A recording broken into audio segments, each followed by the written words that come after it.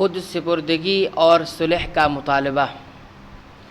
مسلمان قبرص کی راجدھانی قسطنطنیہ کی طرف آگے بڑھے اور اس کا محاصرہ کر لیا، یعنی گھیراؤ کر لیا۔ چند ساعتوں کے بعد، یعنی چند گھنٹوں کے بعد یا چند لمحوں کے بعد، ان لوگوں نے مسلمانوں سے صلح کا مطالبہ کیا۔ مسلمانوں نے ان کے مطالبے کو قبول کیا اور طرفین سے، یعنی دونوں طرف سے صلح کی شرائط رکھی گئی۔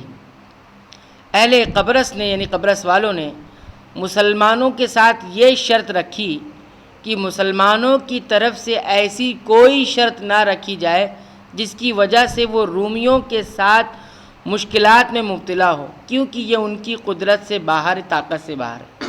وہ رومیوں کے ساتھ قتال نہیں کر سکتے، جنگ نہیں کر سکتے، اور مسلمانوں کی طرف سے درج ذیل شرائط رکھی گئی۔ نمبر 1، باہر کے حملے کی صورت میں مسلمان جزیرہ قبرص کے دفاع کے ذمہ دار نہ ہوں گے۔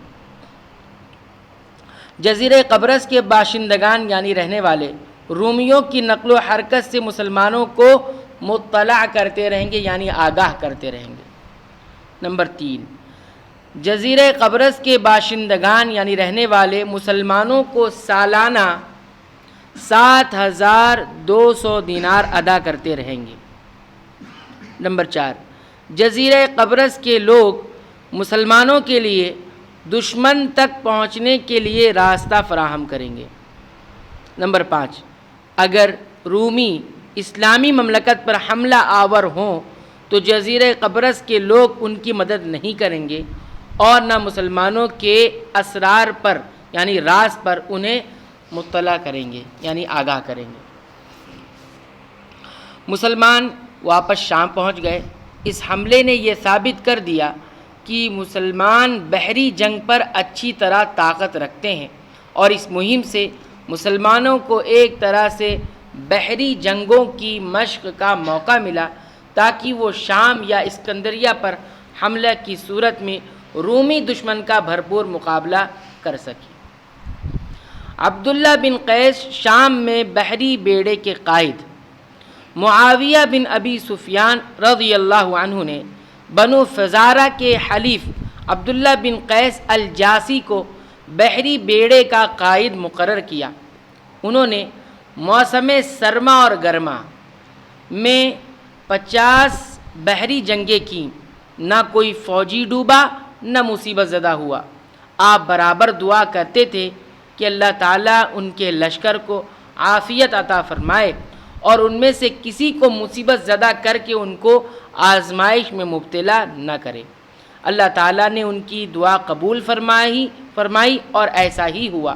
لیکن جب تنہا جام شہادت نوش کرنا چاہا، یعنی شہید ہونا چاہا، تو تنہا اپنی کشتی پر مقدمۃ الجیش کے طور پر نکلے۔ پھر روم کی ایک بندرگاہ پر پہنچے، وہاں کچھ مانگنے والے ملے، ان کو نوازا۔ ان میں سے خاتون اپنی بستی میں گئی اور لوگوں سے کہا، تمہیں عبداللہ بن قیس چاہیے؟ لوگوں نے پوچھا، وہ کہاں ہے؟ اس نے کہا، بندرگاہ میں۔ لوگوں نے کہا، اے اللہ کی دشمن، تو عبداللہ بن قیس کو کیا پہچانو؟ اس نے ان لوگوں کو ڈانٹ پلائی اور کہا، تم عاجز لوگ ہو۔ عبداللہ بن قیس کی شخصیت کسی پر مخفی، یعنی چھپی رہنے والی ہے۔ لوگ ان کے کہنے پر بندرگاہ کی طرف روانہ ہوئے اور عبداللہ بن قیس پر حملہ آور ہوئے۔ انہوں نے ڈٹ کر ان کا مقابلہ کیا، آخر کار جام شہادت نوش کر لیا، یعنی شہید ہو گئے۔ آپ کے ملاح، یعنی جو کشتی چلانے والا ہے، اس نے واپس آ کر لشکر کو خبر دی۔ لشکر کی قیادت سفیان بن عوف ازدی نے سنبھالی اور لشکر کو لے کر بندرگاہ پر پہنچے اور رومیوں سے مقابلہ کیا۔ مقابلہ کے دوران ساتھیوں کو سخت سست کہنا شروع کیا تو عبداللہ بن قیس کی لونڈی نے کہا، عبداللہ بن قیس جنگ کے وقت ایسا نہیں کہتے تھے۔ سفیان نے اس سے دریافت کیا، تب کیا کہتے تھے؟ اس نے کہا، وہ کہتے تھے، الغمرات ثم ینجلینا، سختی کے اوقات ہیں پھر ہم سے دور ہو جائیں گے۔ اس دن مسلمانوں میں سے کچھ لوگوں نے جام شہادت نوش کیا، یعنی شہید ہوئے۔ یہ عبداللہ بن قیس الجاسی کا آخری دور تھا۔ اس خاتون سے جس نے عبداللہ بن قیس کی خبر دی تھی پوچھا گیا تم نے عبداللہ بن قیس کو کیسے پہچانا؟ اس نے کہا دیکھنے میں تو وہ ایک تاجر لگتے تھے، لیکن جب ہم نے ان سے سوال کیا تو اس نے بادشاہ کی طرح عطا کیا، یعنی جب مانگا ہم نے ان سے تو بادشاہوں کی طرح دیا انہوں نے۔ اس وقت میں پہچان گئی کہ ہو نہ ہو یہ عبداللہ بن قیس ہے۔ اور اس طرح جب اللہ تعالیٰ نے اس عظیم کمانڈر کو شہادت کا شرف عطا کرنا چاہا تو اسے اس کا موقع عنایت فرمایا۔ اس وقت آپ تنہا دشمن کی نقل و حرکت پر نگاہ رکھے ہوئے ان کی سراغ رسانی میں مشغول تھے۔ سراغ رسانی یعنی ان کا سراغ لگا رہے۔ اسی اثنا میں اسی درمیان اس ہوشیار عورت نے حقیقت کا پتہ چلا لیا۔ اس نے دیکھا کہ یہ شخص بظاہر ایک عام تاجر لگتا ہے، لیکن اس کی داد و دہش یعنی دینے کا انداز بادشاہوں کا ہے۔ اس طرح اس نے سادگی کے باوجود آپ کے اندر قیادت، سیادت کی علامت پہچان لی اور اس کو یقین ہو گیا ہو نہ ہو یہ مسلمانوں کا کمانڈر ہے جس نے اس ملک کے جنگجوؤں کے چھکے چھڑا دیے ہیں۔ اس طرح اس عظیم قائد کی غیر مسلموں کے ساتھ رواداری، سخاوت اور فراخ دلی اس کے راز کو فاش کرنے کا سبب بنی تاکہ اللہ تعالیٰ کا فیصل شدہ یعنی طے شدہ امر واقع ہو جائے اور اس طرح دشمن کو حملہ کرنے کا موقع ملا اور پھر آپ شہادت کے شرف سے مشرف ہوئے یعنی شہید ہو گئے۔ اس طرح مسلم قائدین نے اپنی جانوں کی قربانیاں دے کر اعلیٰ مثال قائم کی ہے تاکہ عظیم منصوبے ان کے ہاتھوں پائے تکمیل کو پہنچے یعنی مکمل ہو اور وہ اپنے بعد والوں کے لیے صالح آئیڈیل ثابت ہوئے یعنی اچھے آئیڈیل ثابت ہوئے۔ اس الہی تائید یافتہ کمانڈر نے سراغ رسانی کی یعنی سراغ لگانے کی ذمہ داری خود سنبھالی۔ اس کے لیے اپنی فوجیوں کو مکلف نہیں کیا، حالانکہ تنہا اس ڈیوٹی کی ادائیگی میں دشمنوں کی طرف سے ذک یعنی تکلیف پہنچنے اور ہلاکت کا خطرہ تھا، لیکن اس کے باوجود اس نازک اور خطرناک ذمہ داری کو خود سنبھالا۔ پھر ہم دیکھتے ہیں کہ اسلام کے بلند اخلاق کا مظاہرہ بھی کیا، حتیٰ کہ دشمن کی خواتین اور کمزوروں کی طرف شفقت کا ہاتھ بڑھایا اور مال جو انسان کو انتہائی پیارا ہوتا ہے بے دریغ ان کو عطا دیا۔